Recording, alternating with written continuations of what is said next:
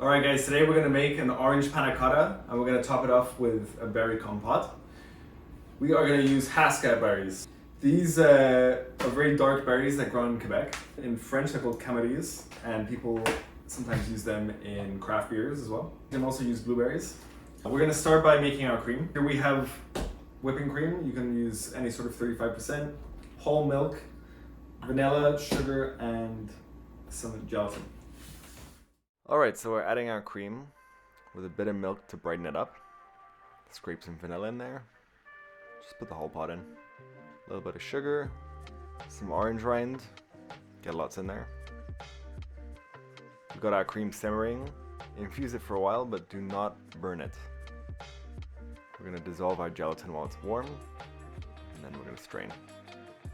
Make sure you get the aromats out. Now we're transferring, nice and gentle to keep clean edges. I recommend using vanilla extract for this recipe. Beans are tasty, but they will sink to the bottom of the glass.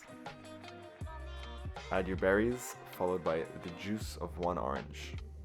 Orange and dark berries are great together. Add some sugar and a pinch of salt to enhance the flavor.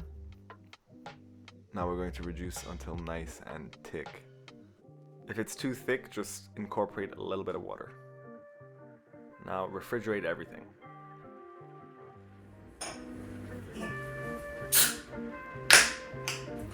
So, it's about 24 hours since I made the panna cottas.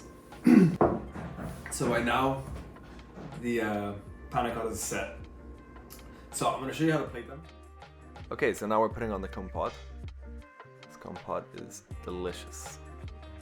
It's a hard berry to get hold of. I recommend black currant as a substitute if you can get hold of it. So here I am twirling the orange rind for a nice little garnish.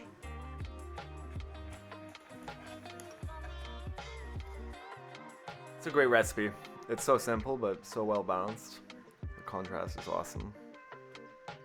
As a chef, I love recipes like this, whether it's for catering or for the restaurant, because it's 95% done in the prep.